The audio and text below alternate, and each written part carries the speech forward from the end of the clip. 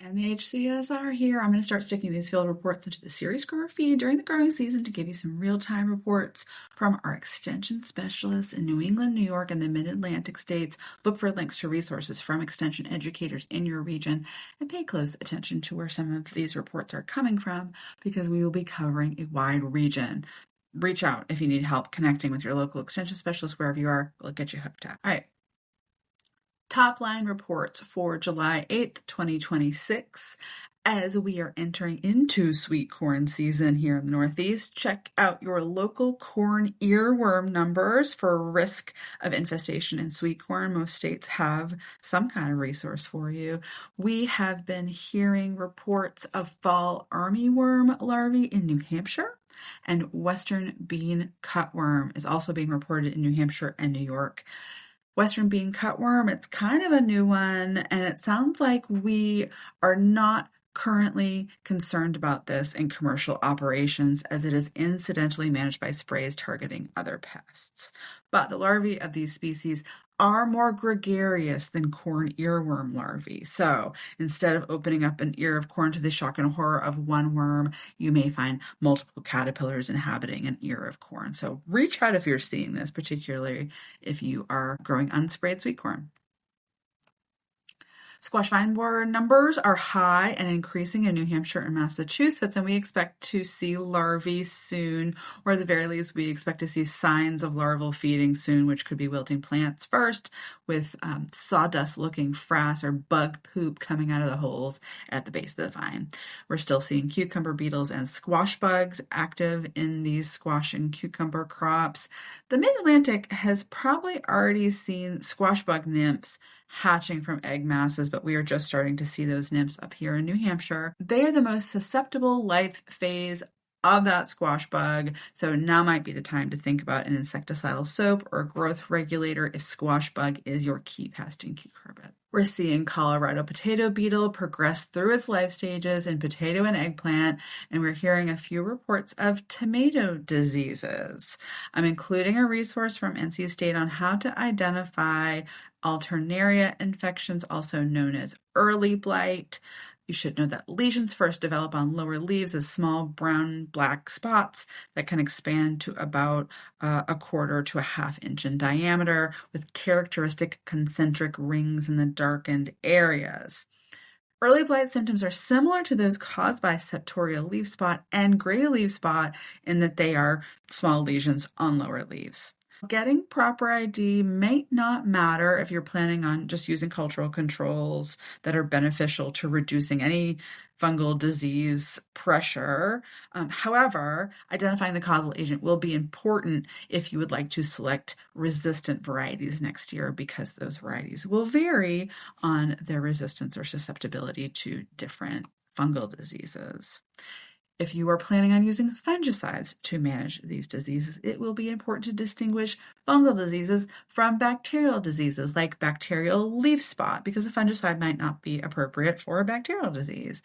In general, bacterial spot will be a little bit smaller and maybe water-soaked in appearance on the underside of the leaf, and the center of that lesion may fall out as the disease symptoms progress. Recognizing late blight might be more important. This is a fungal disease too, but it tends to be more serious than the other fungal diseases we mentioned. It's something we also pay close attention to in our regional reports. So watch this space and you'll hear about it if and when it pops up in your region. Late blight produces lighter tan colored lesions that typically have a light green halo. Late blight will occur all over the plant, where early blight would be found primarily on those older, lower leaves. Consult your local extension service for help in confirming your pathogen and in selecting spray materials. A recurring issue we hear about in high tunnel tomato specifically is salt buildup, and this occurs from many years of protecting those soils from naturally occurring rains that would flush salt out of your soil column. Symptoms of this in plants are a little hard to distinguish, but a salty white cast on the soil combined with plants that are failing to thrive would probably be a dead giveaway. But get your soil tested to confirm this, and also think about getting your water tested too. You might have higher than normal mineral content contributing to this.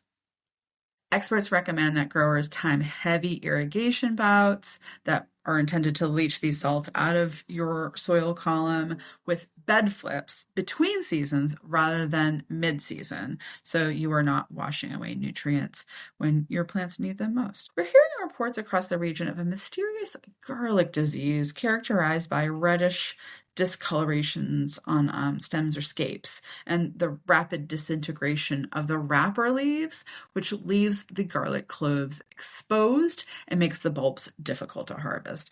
It seems to spread quickly from plant to neighbor, and while there was initially a suspicion of garlic anthracnose, diagnostic efforts have not confirmed a cause. The internal cloves generally remain intact, but the plants can be difficult to pull up because the tops pull off. So if you're seeing this, please reach out to your local plant diagnostic lab. We are soliciting samples to get a better handle on what is happening here.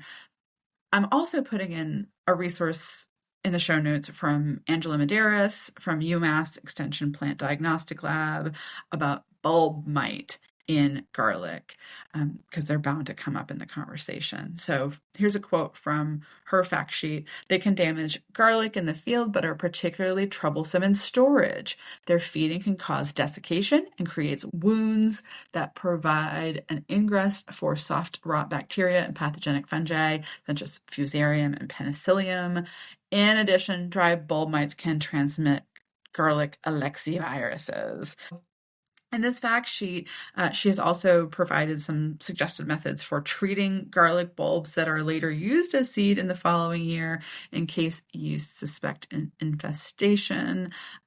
We also had some very good questions about garlic seed certification.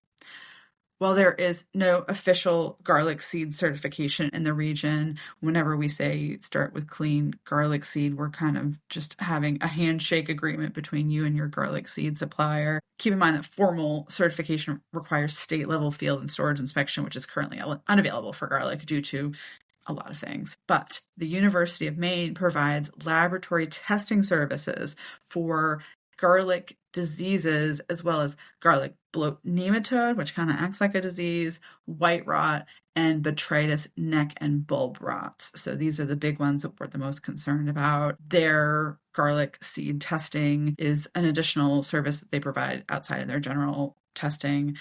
It's a $38 fee for people in state for a 5-bulb sample. For those of you who don't have the pleasure of living in Maine, that fee is $68 for that 5-bulb sample. That's required for the suite of tests, 5 bulbs.